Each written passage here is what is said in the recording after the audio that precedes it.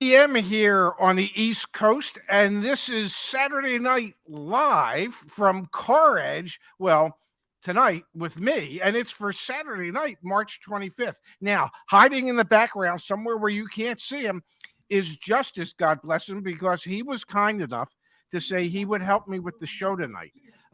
He's off camera, so you can't see what he's doing, but he's the one that's going to be kind enough when I've talked way too much, he'll say, "Ray, I think I have a question for you," and his minor interruptions, which will be my cue to shut the what up, and and so we'll go from there. Now, I say hi, Justice.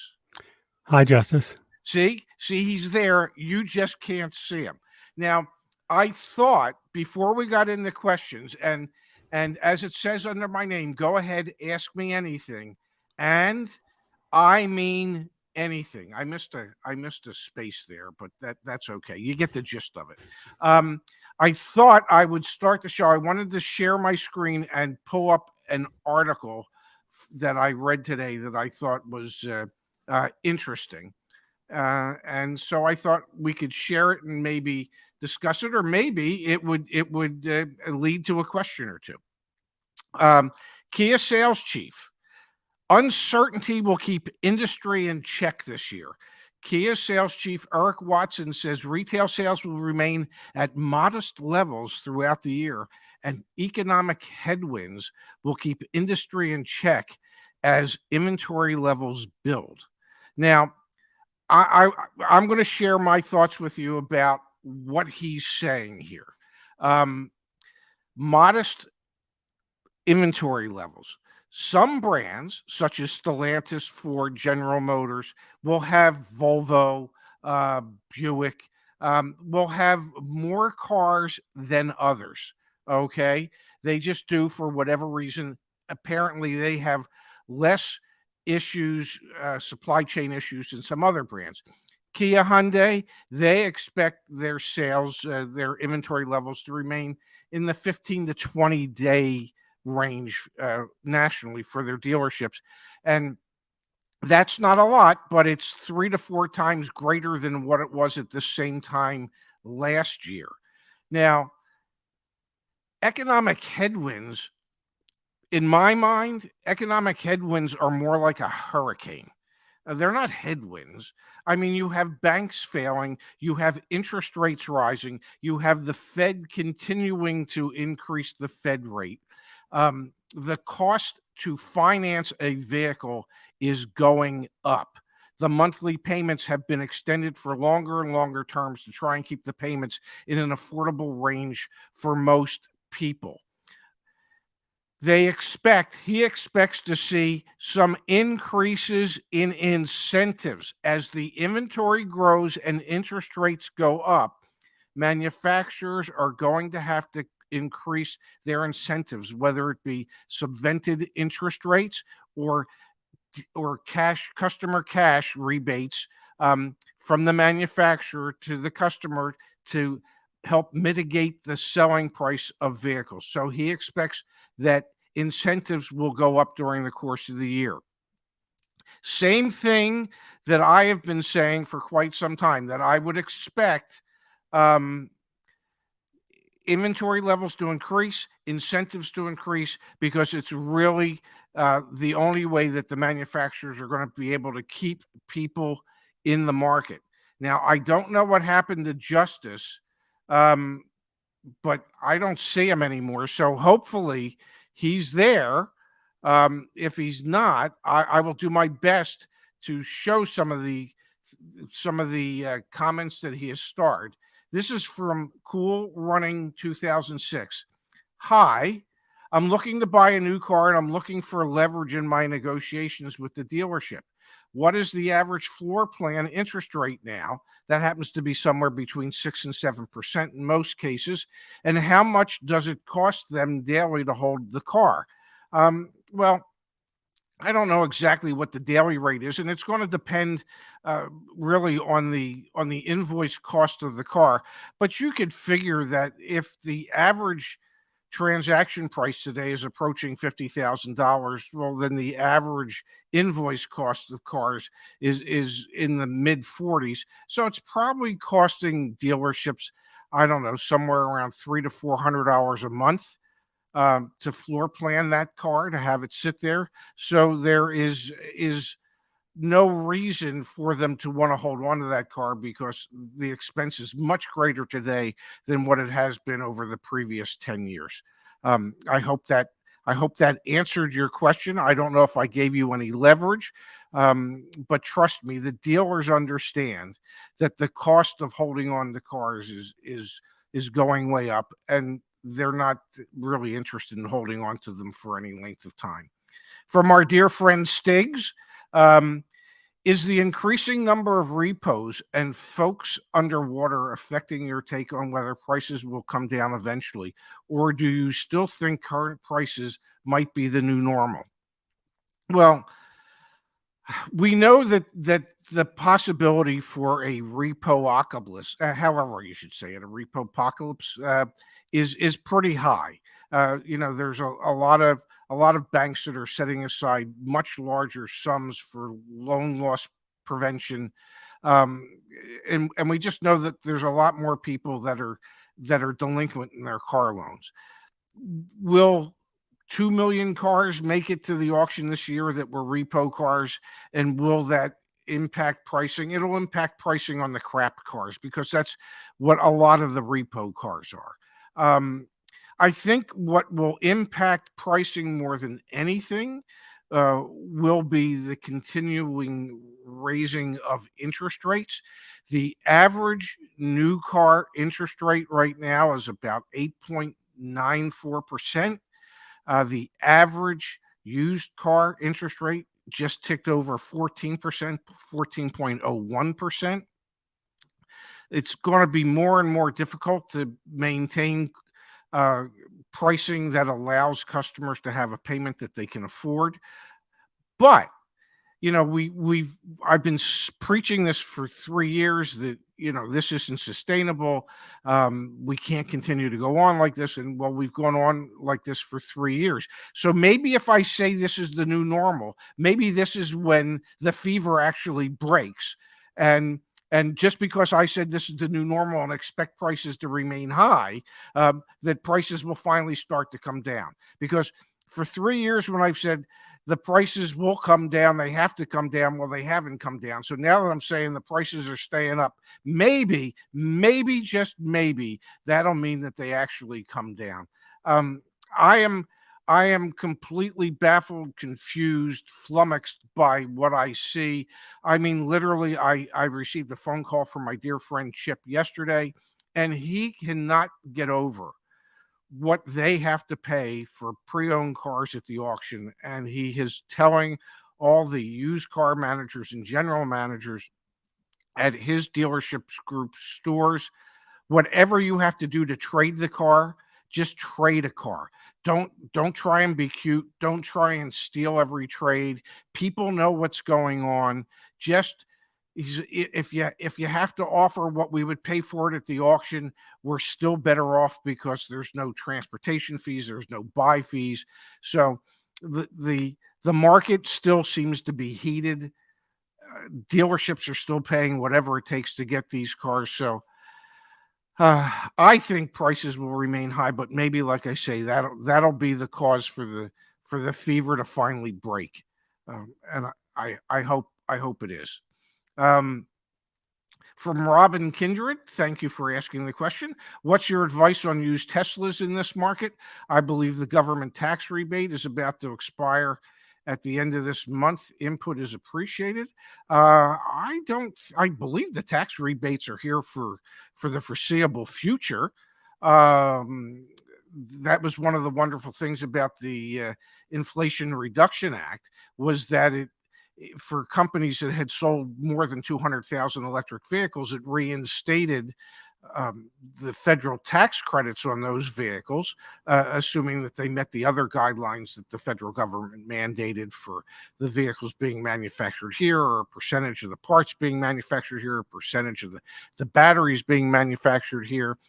And I believe that there's also some rebates on pre-owned cars. Now, with Tesla Model 3, the wholesale values of those have dropped about 21% in the last 4 months. Have we reached the bottom? I'm not sure. I know, having had a conversation with Justice before the show, the most important thing to keep in mind when you're looking at a pre-owned Tesla is to get a battery health report. And oftentimes, in order to get that report, you have to take it to a Tesla service center so that they can get you the information that's needed. Because you want to obviously make sure that the battery is healthy, and will still take a charge, and is still capable of being charged to near full capacity. I would anticipate that we will still continue to see Tesla wholesale prices decline for a little bit longer, but we shall see. I believe Justice is doing his best to try and get back on. I don't know what happened, but I am here. oh my God, he's here, ladies and gentlemen. You were forcing me to do this all by myself. Sorry about that. Well, that's okay. The people need a break from my voice. They really do. I want you to use all your tact on this next question. Well, I'll do the best I can. Should I pull this one up Yeah, from that's the Stinger one. Envy? How do you feel about Kevin Hunter, the homework guy? I don't feel either way. Kevin's Kevin. I'm Ray. Zach's Justice is Justice. Kevin does Kevin. And we here at Car Edge, we do Car Edge. I'm that's all I have to say about it.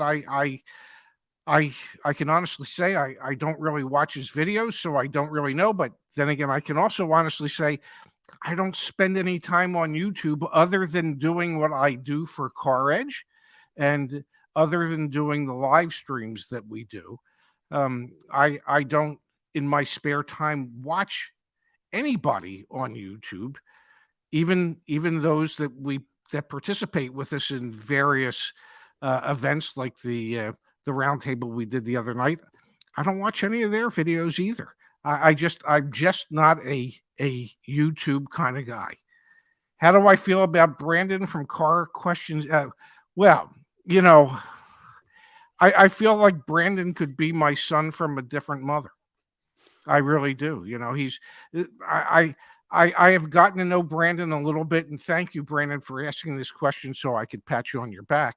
But I've gotten to know Brandon a little bit over the course of a number of conversations that we've had, and he's just, I have usually a pretty good BS detector, and I gotta say I don't detect any BS when I talk to him. So I find him to be very genuine, very authentic, very caring, really interested in trying to help his customers because he understands his customers and the situation many of his customers find themselves in. So now you know how I feel about Brandon. You got anything else for me there, Justice? Would you buy a C7 Vet, $40,000 at 6.9% interest for 72 months? I know Ray is going to say, hell no, get another dream. Well, the part that you didn't share with me is, what year is it? Here's what I'll say. If you feel that it is a good value to you, and if you feel that it would make you feel good to have that, and it would bring you joy and happiness, then buy it. Now, my dear friend Igor says no. He's saying you're probably paying too much. But I shouldn't sit here and tell somebody to get another dream. Although, if you're going to pay $100,000 over a sticker, then I would tell you to get another dream. But on a pre-owned one, if it makes you happy, go ahead and buy the damn thing. I mean, why do you think I drive a Mini? Because it makes me happy.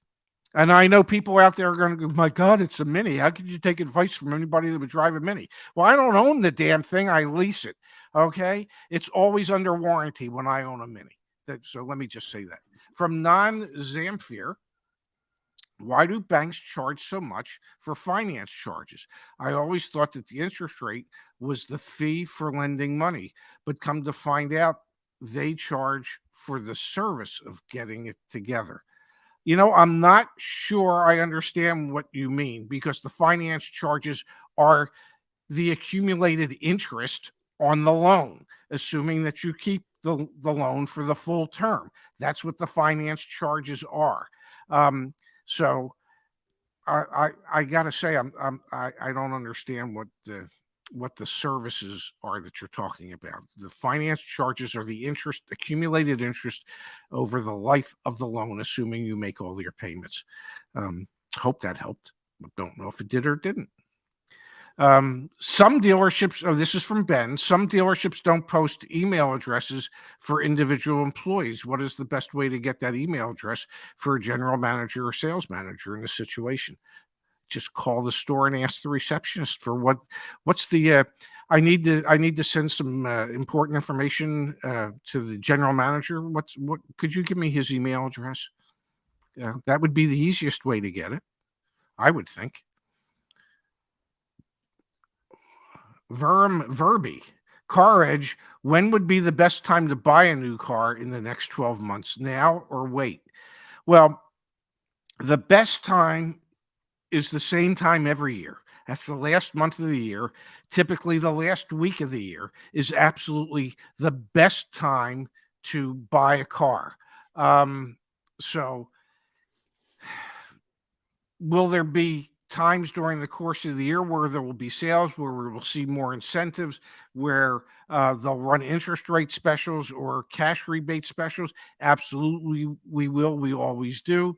But the last week of the year is always the best week of the year, because there's month end, year end, quarterly end objectives that dealers are trying to hit. And typically, the strongest incentives, both dealer and customer incentives from the manufacturers, are in December, and especially the last week of the year.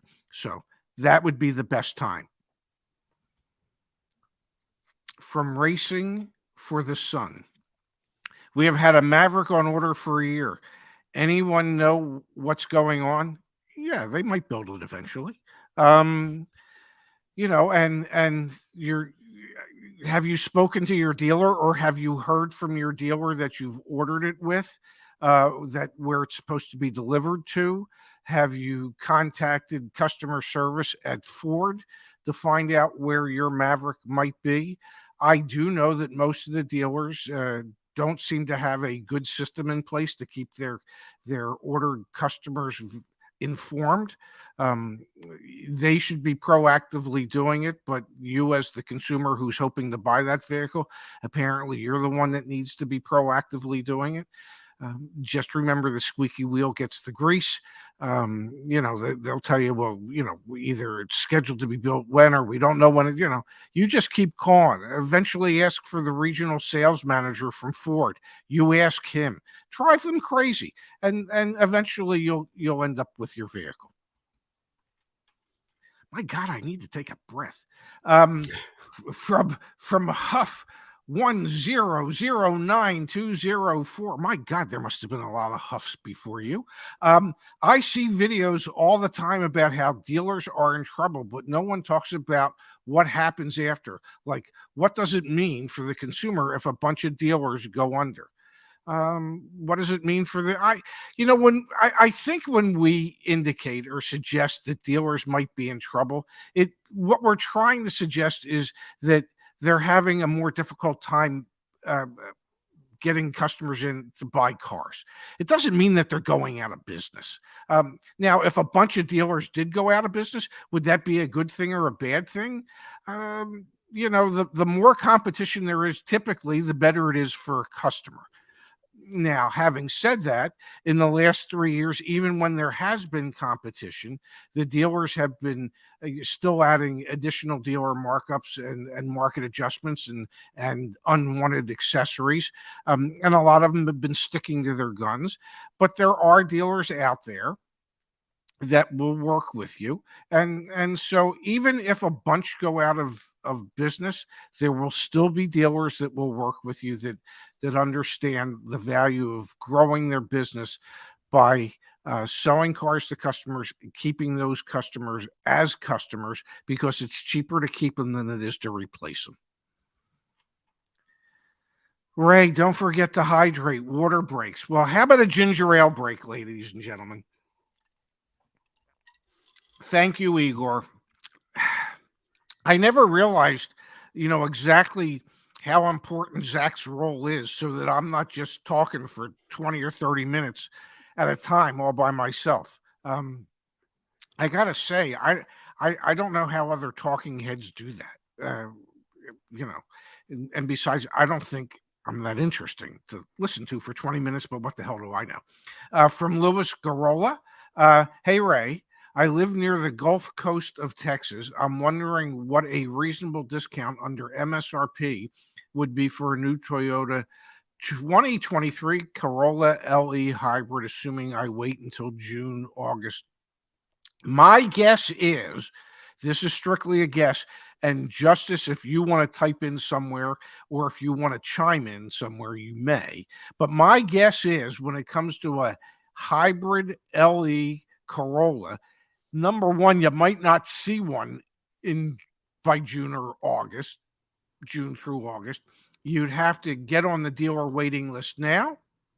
And I would think that the concept of getting it under MSRP is going to be extremely difficult for a vehicle like that. Justice, would you say I'm correct or incorrect on that? You are dead on both points. You are not going to get a Toyota hybrid under MSRP. And you certainly have to get on the waiting list to get it. Yes. You're not going to. I will tell you this: if you don't do that and you just hope to walk into the dealership in June, July, or August just on a whim to go get the car, well, you're going to walk out without the car. Correct. From Kathy Carter, when a dealership says online, make us an offer, what amount or percentage to start? I'm looking at purchasing a 2023 Mazda. I'm assuming that's a CX-5, S preferred. When they say make us an offer, they don't really mean it. I mean, they don't care what your offer is. They're going to counter it anyway. But start 5, 6, 7% below MSRP. Try 10% below MSRP. You can say, hey, okay, here's the offer I'm going to make. What's your counter offer? Because whatever offer you make, they're going to counter it. It's not like, unless you're offering them over MSRP and they're not asking over MSRP, they're not going to accept your first offer. It's just that simple. It's like when a sales manager at a dealership is structuring a deal for a customer, they never expect the customer, they hope, but they never expect the customer to accept or say yes to what is known in the business as the first pencil. The first pencil is the first offer. The first offer that a dealership makes to a customer is the offer that pretty much ensures that sales manager will be able to afford a month-long vacation in the Maldives. Okay, so they don't really anticipate you accepting that offer, and I wouldn't expect. Igor suggests 8% below MSRP should be your target on a CX-5. Correct. Because I know my daughter, she was well below MSRP on hers. So it's whatever offer you make, they're going to counter. So, ask for 10% off. Here's the key. You can't ever get what you don't ask for. So you can't find out unless you ask. So ask for 10% off. See what happens. Maybe they come back at 3 or 4% off. Okay. You come back at 9%, 8%, and you'll figure it out. You'll make a deal. Verm's back. Okay. When will inventory return to pre-pandemic times? Never. And the reason I say that, and I say that with a great deal of confidence, is because every one of the manufacturers out there have said, we don't want it to return to those levels again. Okay. The manufacturers don't want it to return to those levels again. The dealers don't want it to return to those levels again. And the reasons that neither side wants it to return to those levels again is because it impacts profitability. When there's too many cars, then the prices come down. When there's not enough cars, the prices can remain higher.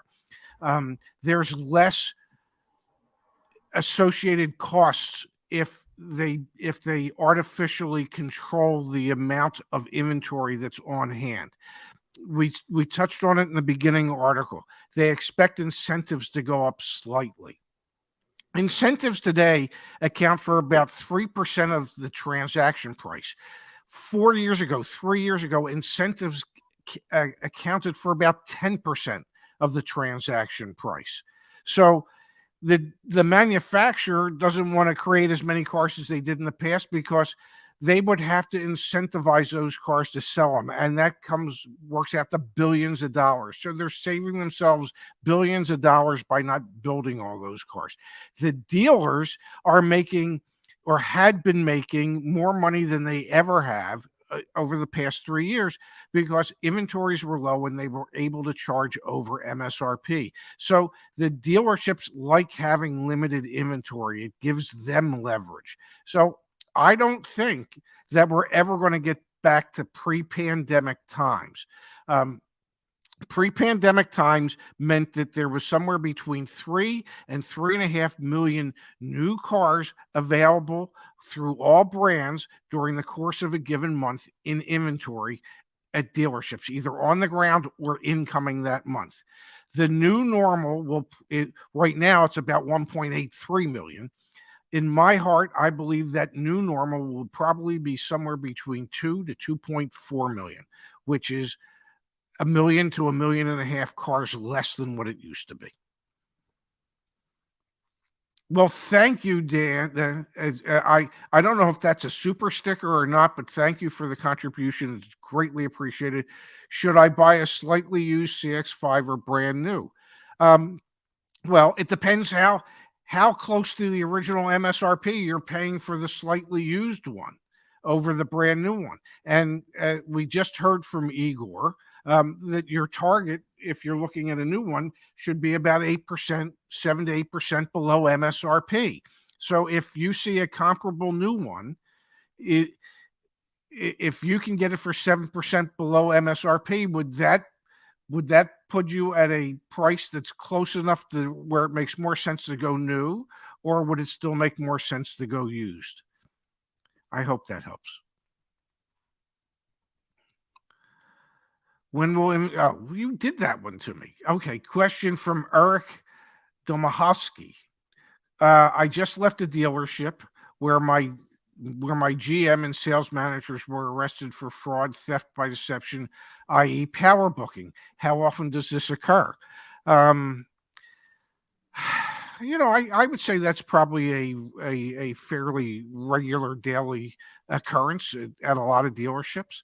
Those that play it straight don't want to do that, because if the vehicle ever gets repossessed and it doesn't have the equipment that the dealership said it had when they sold the deal to the bank can come back to them. But yeah, it's a fairly normal occurrence. Finance managers have a strong desire to get deals bought because that's how they get paid. And when I say deals bought, what I'm saying is they have a strong desire to make sure that they can convince a bank to lend the money, because that's where the finance manager is making his money. Might he encourage a sales manager to power book it?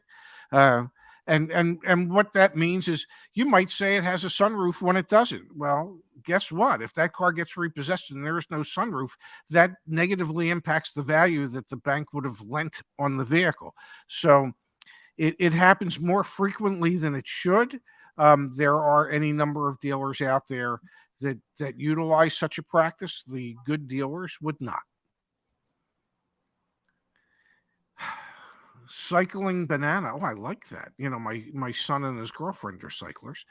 Considering inventories and incentives, would Toyota or Honda dealers be more willing to negotiate looking for a new RAV4 or CR-V? Love your work. And I'll let Justice chime in a moment as well. Um, both brands have a limited amount of inventory. They've both been struggling with their inventory for the better part of 12 to 18 months. I have heard of some negotiations on certain models at Honda. Now, whether that would be a CRV or not, I don't know. The RAV4s, uh, they're hard to come by. Most Toyota dealers don't have a whole lot of on-hand inventory. So I would say my suspicion is you would be more likely to be able to do more negotiating on a Honda than on a Toyota. Um, and Space just helped me out here. He says it would be easier on a gas powered Honda. And I was going to ask Justice, because he deals with this every day as a car coach. He's there every day trying to help people make car deals. So just You're not getting a RAV4 below MSRP. I mean, maybe next weekend of the week for a straight gas powered, maybe. But you'll be better off with the CRV if you're looking for below. If all your strictly shopping is discount, then the Honda. Now, whether or not you like a CRV better than a RAV4, I don't know. You have to make that determination. Ray, from Randy Schwartz. Ray, what is your favorite White House sub? Well, personally, I like the regular. And I also like their cheesesteaks. So the regular is all the Italian meats with lettuce, tomato, raw onion, hot peppers, oil.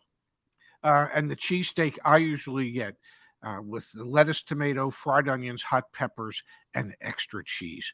Now, if you have never been to Atlantic City and you think you have eaten a good sub in your lifetime, you owe it to yourself to make a trip here and find out what all the fuss is about at the White House. It has been around since, I think, 1946. And their sandwiches, their subs are just incredible. Just absolutely incredible. They're at Arctic and Mississippi Avenue, if I remember correctly. And they also have a second location inside the Hard Rock Hotel. But the bakeries that supply them with the bread, with the rolls for their sandwiches, are literally one's across the street and one's behind them. So it's fresh bread, fresh rolls all day long. Some of the best bread you could ever hope to get. The meats that they use, everything they use is so fresh. It's just, I might have to order some White House tomorrow now that you brought this up, Randy. Thank you. I'm hungry now. Yeah, you should be.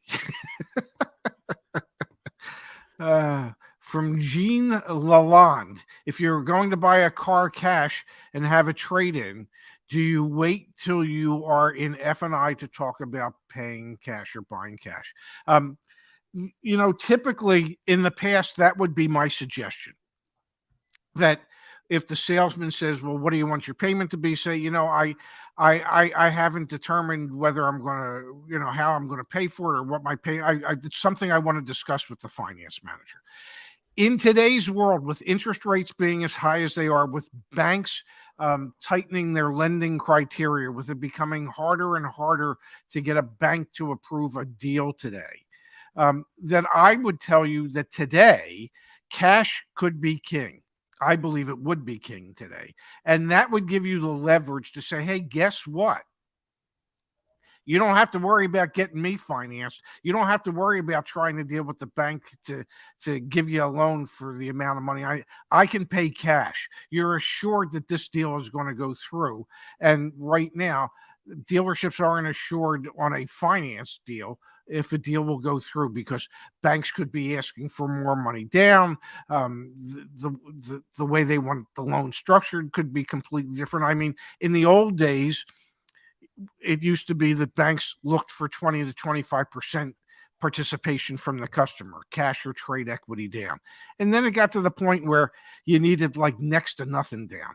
And for a while there, got to the point, well, if you could fog a mirror, you could get approved for everything you needed. Well, it's going back the other direction now. Banks are tightening their lending. So you might require more cash. And a lot of customers that are out there today might not have the cash it would take to get the bank to agree to write a loan. So if you're a cash buyer, I wouldn't be afraid to let them know that up front today. What do you think, Justice? No, I agree. I don't think cash is king yet, but it's not the taboo that it was a few months ago. So if they're asking and you're comfortable, telling them you're paying cash is not as bad of a thing as it was before. I don't think you're going to get a better deal out of it yet. It's not king yet, No. but it doesn't hurt like it did. Okay. ATGN 008 wants to know, why is the dealership so desperate to buy my wife's car back? 2020 Nissan Murano, purchased in March of 2020. We're keeping the car, but our dealer has been relentless about getting us to trade it in, because they can't find a 2020 Murano with low miles at the auction at a good price.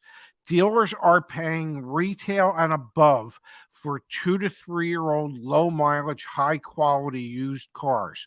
So wouldn't a dealer rather be able to buy one from their customers, trade it back in, pay less than retail in order to do that? That's why they're so relentless as to why they want your wife's car. Yeah, it doesn't mean that you shouldn't keep it, but that's why the dealership desperately wants your car. There's a shortage of used cars out there, at least quality used cars. Enough to you. Okay. I want to pay $99.90 down cash for a used car. Is it a good tactic to say I will pay that price in cash if it includes tax, title, and registration? Well, if that's your budget, then and you're looking at a used car, say, hey, here's the deal. I got $9,990, not a penny more. That has to include tax, title, registration, everything. Okay. What can we get this car for that? Don't come back and tell me it's 10 grand, because I don't have that extra $10. $9,990. That's what I got. What car? Let's go. Show me the car. At least you've set the parameters. So, I guess that's a way for you to set the parameters and kind of take control. Now, can I say something else? Tonight's headline was, you could ask me anything, and I mean anything. And I didn't think that it was just going to be car questions. I thought for sure somebody would reach out and ask me some personal questions, but it hasn't happened yet. I gotta say, I'm a little disappointed. Ray, do you like Max Pizza in Wildwood? There's a personal question. Thank you, Penny. You want the honest answer? I'm going to give you the honest answer whether you want it or not. I've never been to Max Pizza in Wildwood. I've only been to Wildwood twice in my life. And the 2 times I was in Wildwood was because there was a volleyball competition of some kind, and Nissan was a sponsor, and I was running a Nissan dealership in Pleasantville, New Jersey, which is right outside of Atlantic City, and we had to drop off a couple trucks to put on the beach for the beach volleyball tournament. So I went down there to help drop off the trucks, and I went down there to bring back the trucks. But other than that, I've never ever been to Wildwood, and I've never eaten in Wildwood. So I'm sorry, Penny, I have no idea, but I'm assuming you're going to tell me it's good. Sean and Wendy, God is amazing. Okay, Ray, Mr. Ray, we really appreciate coming out of retirement to help Zach, Car Edge, and us. What makes you do it?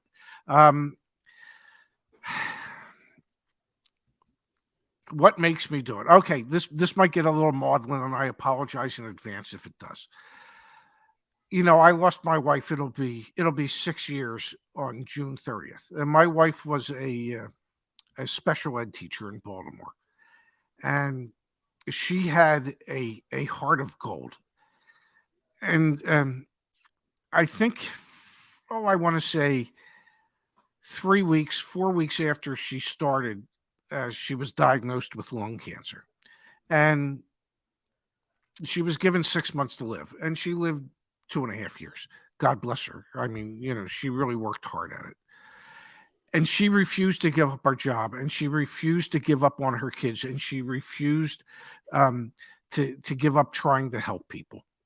And I would be with her when she was going through chemotherapy and scans and everything else, and trying experimental drugs and this and that, and yet through it all, including working and carrying around a portable oxygen concentrator while she was in school with these kids, that just inspired me to give back. It's y- the impact you can have on people's lives by just caring a little bit and helping a little bit. Those rewards are greater than any financial rewards you could ever get.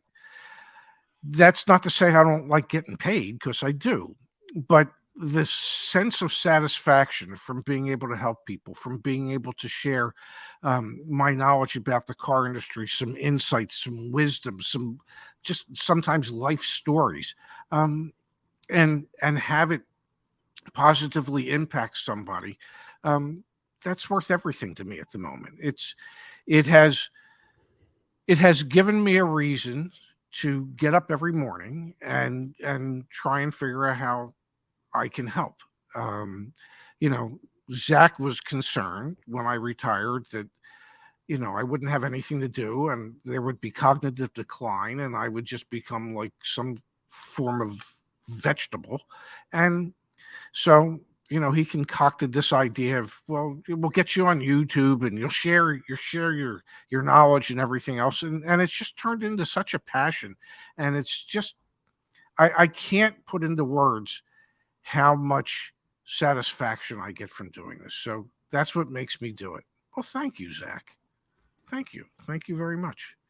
You're supposed to be at dinner, or no, at a birthday party. From Sean O'Connell, Ray has been doing this his whole life. He is a good egg. Well, I appreciate that. I try my best. Even before my wife got sick, I mean, I ran a store, a Nissan store in Pleasantville, New Jersey. It's right outside of Atlantic City. And if you know the Atlantic City area, the big area is Atlantic City, Ventnor, Margate, Longport. It's called Absecon Island. Atlantic City has a population of 40,000, 45,000, something like that. Maybe the whole island has a year-round population of 70, 80,000 people. It's not a big population. And you can't, and I was at the store for 12 years. You can't work in an area like that and be successful by taking advantage of people. And what I mean by that is, I would have customers come in, and they might have bought a car, and they're in it for a 3-year loan or a 4-year loan, and they wanted to get out of it a year later. And well, it's just sometimes it was a better business decision for me to sit down and counsel them as to why it wasn't good financial sense for them to trade out or move into another vehicle just yet. Now, did I make money that day by talking them out of buying a car? No. Did I ensure that somewhere down the road, a year from now, a year and a half from now, 2 years from now, that I would make money from them then?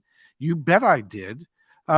So even before my wife got sick, I realized that it doesn't cost anything to be nice and give solid advice to people. Ultimately, it pays. And so that's how I tried to operate when I was running dealerships. as and I know there's a lot of people, I see comments all the time. Well, Ray tries to paint himself as a saint. I wasn't a saint. But I have a moral compass. And when I first started in the business, when I didn't know what I didn't know, when I was dependent on managers and others to to feed my lips, to tell me what this, and because I didn't know any better. Were some customers taken advantage of? I'm sure they were. But when I learned the inner workings of the business, when I learned how to structure deals, when I was put in charge of running dealerships, it wasn't always just about chasing money. It was always about chasing our customers, keeping our customers that we had, building a relationship with our customers so that they would keep coming back. Businesses have a decision to make, especially in the car business, because most dealerships are in growing areas. So some dealerships go by the business practice of, we will extract as much out of every customer as we possibly can. We won't treat them nicely. And we realize we'll only ever sell them one car, but the population is growing, so we'll be able to be in business for a very, very long time. Or the other way to look at it is, I want to sell a few people, a bunch of people, a lot of cars. I want to develop a community of customers, where we become friends with these people, where they become more than just customers, where they feel comfortable just coming in to share a bagel and cream cheese, whatever it is. It doesn't always have to be about selling somebody something that day. And that's why that's just the way I tried to do this. Thank you, Igor. And I am sure I would have loved working for you, because I get the sense that you gave your GMs enough autonomy, if they were aligned philosophically with you, to do what needed to be done. And ultimately they would have grown your business. And it's just, there's value in treating people like people. Let me just put it that way. Jeez. Brandon wants to know, when you have a special meal, what is your food of choice? Whew, that's a good question. If I'm having a special meal, I love Italian food. So my son would tell you, my daughter would tell you, that whenever we go out, I always have chicken parmesan if we go to an Italian restaurant. If I'm having a special meal, the number one steakhouse here in Atlantic City is Morton's. And there's also a Morton's in Bethesda, where my winter rental is. So I kind of like Morton's when I'm in the mood for a nice New York strip steak. So it's either chicken parmesan or a nice New York strip from Morton's. And a car question's answered. If you're buying, we're going to Morton's. From John Cipolla, where is Justice in those awesome outfits? Justice is in the dark, and the outfits are in the closet. That seem fair, Justice? That is fair. Yeah. And I get to choose the questions that come up on screen. So I see that. My son wants to know the craziest car dealership experience. Oh my God, there's been so many.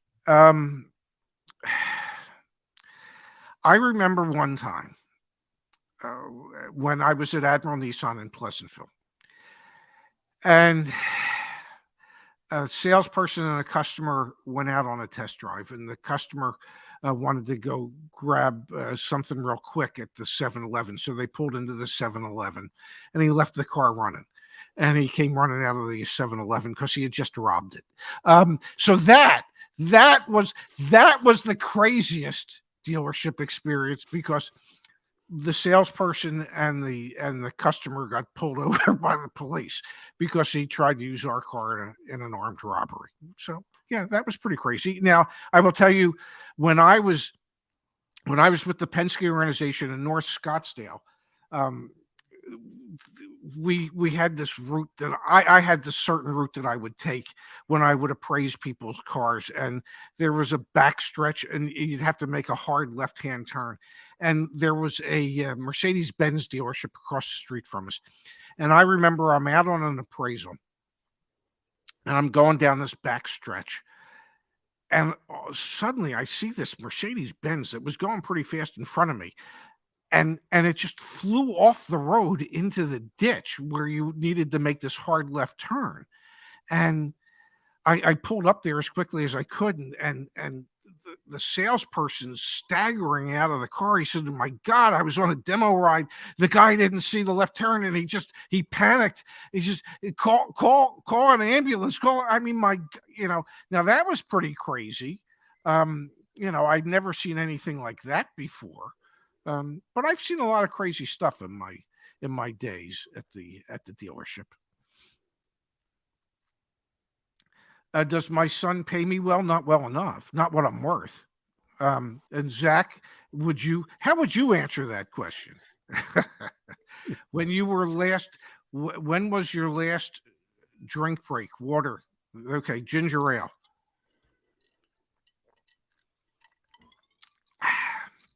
There you go. Thank you for the reminder. Oh, Lisa V, thank you very much for the donation. Your help has been priceless, watching you all for 14 months. Finally able to replace 19-year-old van with certified 21 Toyota Avalon. Out the door, $29K. Only tax, tags, and title. Saved $8,000 using your advice. Thank you so much. No, thank you. As I like to say, when we have success stories like that, I'm glad that we could help in some small way. You've probably heard me say it a million times. Knowledge is power. It's really applied knowledge is power. You applied the knowledge that we've shared, and you were able to save yourself a ton of money. And I am so happy for you and so thankful that we were able to help in some small way. Did you ever serve in the military? I was a Vietnam veteran. Jeff, I did not. I apologize, but I did not. I had a deferment. So there you have it. How much do you weigh? Well, too much.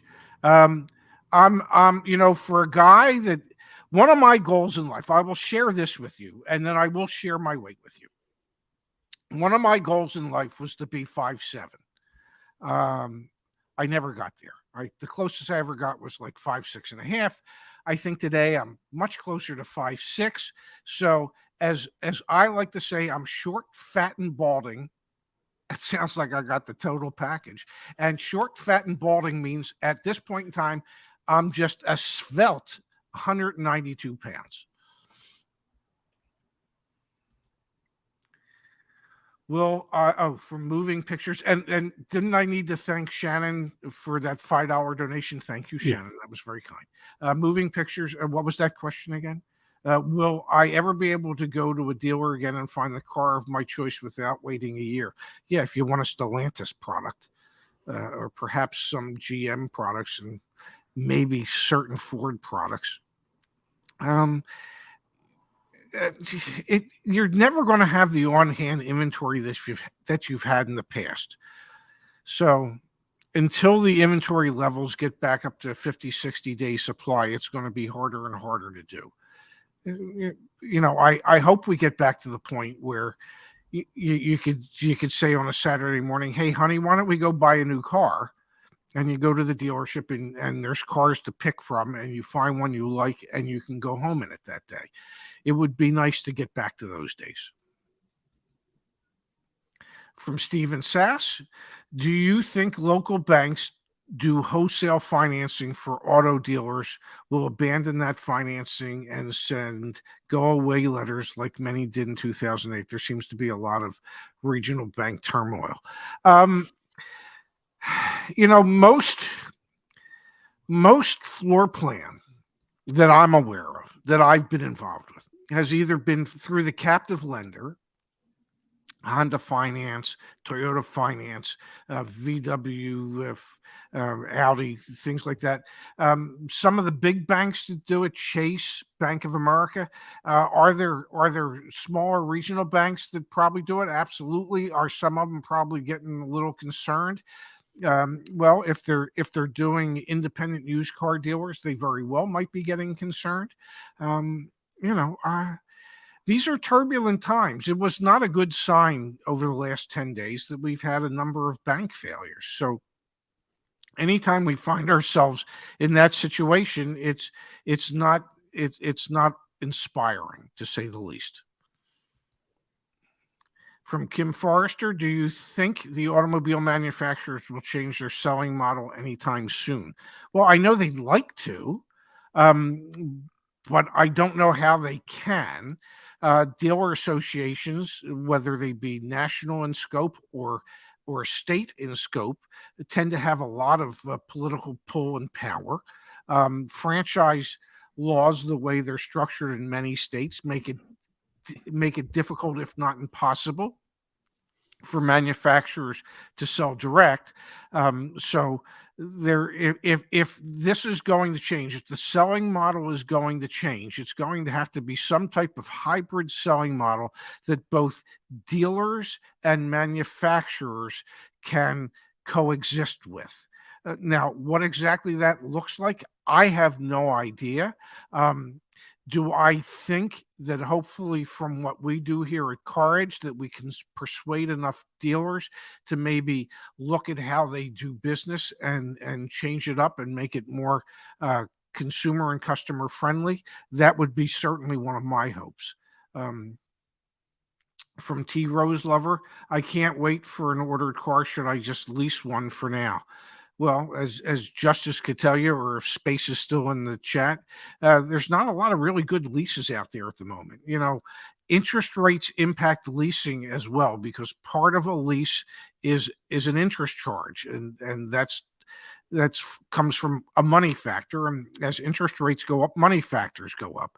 And typically what made leases reasonable in the past was that they were incentivized by the manufacturer, and many of the manufacturers have really, over the last 3 years, kind of abandoned leasing, which doesn't make sense to me, because you'd think you'd want your customers, especially if there's a limited number of them, you think you'd want them coming back every 3 years. T Bederv 8. Okay. Why did you move to Bethesda? I moved temporarily to Bethesda because that is where Zach's business is located. That's where the offices are located. And I want Courage to be successful, and obviously I want my children to be successful, whether it be Zach or my daughter Dara. And I realized that when Zach and I do videos, or Zach and I do the live shows, that typically it works best when we're side by side. So I made a determination. I moved to Bethesda in January of 2022, as a temporary work assignment, because we just realized that, it was better for the business.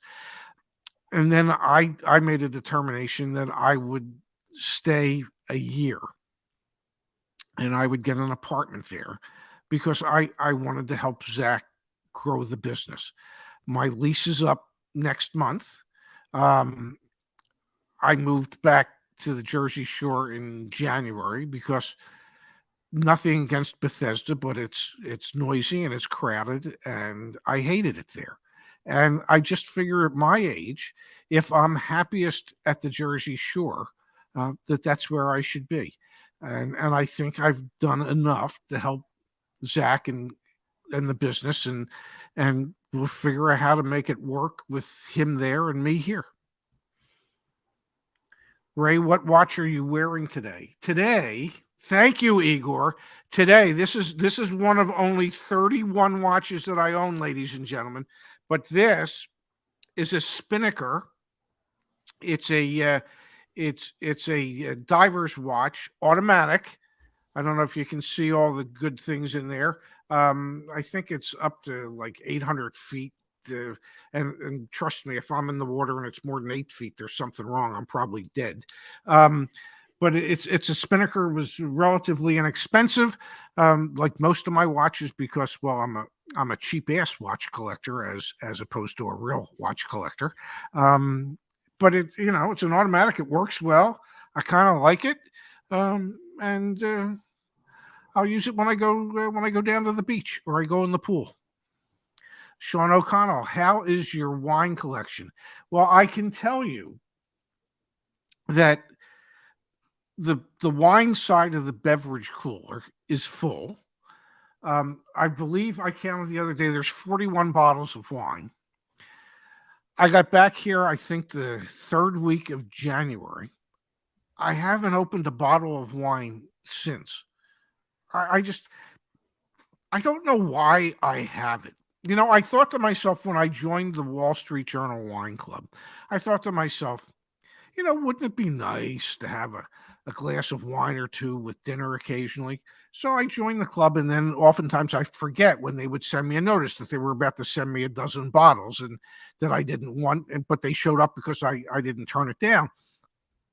So finally I got out of the wine club because, well, I've got all this wine. I give most of it away. I had 50 some bottles. I didn't drink the 11 or 12 bottles that I don't have anymore. I gave them away. I don't know. I don't know why I haven't. I really don't. But it sounds like you have almost as many watches as you do bottles of wine. So can you pair Well, them together? I could, but I would need to buy another 10 watches to have an equal amount of watches to wine. Well, Ray, we've actually hit an hour I already. think. So it's up to you if you want to take more questions or Well, I mean, what do the folks out there want? Do you want me to continue for a little bit longer, or should we call it a Saturday night and everybody can get on with their lives and do whatever they want to do? And I haven't been scrolling through the comments, so I have no idea. it looks like we're getting a lot of yes, more. Okay, what do you say? All right. Another 15 minutes? Is 15 minutes okay for you there, Yeah. Justice? Okay, It's good with me. okay. Well, then pull up So, another question. Damn it, Al Galloway. Thinking of buying a 2023 Buick Encore GX Preferred. The 2024 has some upgrades in it. Wait to buy 20 and get the 1.3 turbo motor in it. Well, one of the things that if you wait, you won't have to pay $1,500 for OnStar, because Buick has decided, General Motors has decided that they're not going to require people to pay for that anymore. Not going to require people to have that in their vehicles. It was a $1,500 upcharge that they didn't give you a choice of. So moving forward, you would have that choice. So I would think the 2024, if you didn't want OnStar, it's going to be a little bit cheaper than that 2023. Don SMNC, why do you let Zach use hyperbole titles because you want the truth? I feel like Jack Nicholson in A Few Good Men. They can't handle it. Here's the truth. The truth is that on YouTube and on anything on the internet, you know what works? Clickbait. That's what works. Okay. Headlines that don't give you all the information, that if you want to get the rest of the story, you have to click on it. That's what works. That's what drives all this nonsense. So, does my son come up with hyperbolic headlines? Yeah, he does. Would I wish he wouldn't? Yeah, I wish he wouldn't. Would we reach as many people if he didn't? No, we wouldn't reach as many people if he didn't.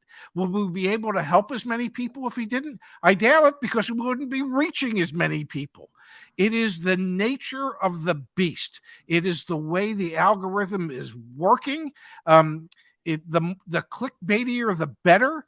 I hate it, but that's just the way it is. It's unfortunate. That's the truth. And we have the analytics to prove it. We do. Are you and Kimberly dating? Not each other, no. Kimberly lives in West Virginia, which is a long way from the Jersey Shore, and I live at the Jersey Shore. And even though Kimberly and I might make a lovely couple, we will never know, because one of the things that I learned a long time ago in the car business is you never date anybody that you work with. Okay. I think the phrase I used was, you never dip your pen in the company inkwell. Well, guess what? Kimberly works for Car Edge. I work for Car Edge. I would not date anybody that works at Car Edge where I work. I just wouldn't. It's not appropriate. And quite honestly, when my wife passed away, I no longer had an interest in dating anybody. So, PMD, I do not have a significant other than my children. Phoenix Suns talk. Oh, don't get me started on the Phoenix Suns. I watched that game last night, and you just watched them fall apart in the third quarter. They don't have when you don't have DeAndre Ayton and you don't have Kevin Durant, you don't have anybody around Devin Booker, and it's just like, my God, if these guys could just hit open shots. But the good news is most of them can't. Jim Buchanan wants to know, in one of his videos, Chevy Dude said, do not perform repairs on a car before trading to a dealer. Do you agree with this assessment? Well, it depends what kind of repairs you're talking about. I mean, if it's got a lower end engine noise and it's going to cost you thousands of dollars to repair it, I probably wouldn't if I was trading it in. If it had a scraped bumper and it would cost me $125 to go get the bumper resprayed so it would look better, I might do that. It depends on the repair. People used to say to me, well, should I detail my car before I trade it in? And I used to tell them, absolutely not, because even if you detail, I'm going to have to detail it. That's one of the things we do before we put it on the lot. So, you don't have to detail your car before you trade it in. The dealer is going to do that anyway. And detailing a car before you trade it in is like putting lipstick on a pig. Any news from the FTC new laws to protect the consumers? Well, we know that the dealers still don't want it to happen. Zach's understanding is that from proposals to implementation is a very slow and laborious process, anywhere from like 3 to 5 years. So, having said that, as much as we beat the drum last summer to comment about the proposed FTC new regulations, and I think the public support was there for it, it could still be another 2 to 3 years, maybe 4 years before they actually get implemented. And here's the real key, as I said back then. If they don't enforce it, it doesn't matter. So the whole thing comes down to enforcement. And, there are laws and regulations on the books in most states regarding most of these things. And they're not being enforced at the state level. They're definitely, in many cases, not being enforced at the federal level. So all these rules and regulations without enforcement mean absolutely nothing. Jeff Beam wants to know, yes, I'm single. I have a pre-approved $25,000 loan and a $1,600 down payment. My car broke down and I need something ASAP. What are the do's and don'ts for someone in my situation? Jennifer, the do's are to really absolutely positively understand what your budget is, okay, prior to start looking at cars, and then do research. We have tools at caredge.com that will allow you to figure out what depreciation is, what normal maintenance costs are, what fuel costs are for any vehicles that you could be thinking of. And you can do comparative studies between vehicles, so that you can have a better understanding as to which one might make more economic sense to you than others. Just because you're pre-approved for a $25,000 loan doesn't necessarily mean that you want to have the payment associated with a $25,000 loan, especially if, say, a $20,000 loan would get you the perfect car. So you need to do your research prior to going to dealerships about what type of cars you want to look at. And should we say, Justice, that she should share information on our community forum at Car Edge, which would also lend a helping hand? Absolutely. As same goes for Herb here, I believe. The community is an amazing source to get this information. Yes. For a used car, how much should I be aiming to get off the price? Just curious. Well, it's very regionalized. In a lot of cases, I was just having this conversation with my buddy Chip yesterday.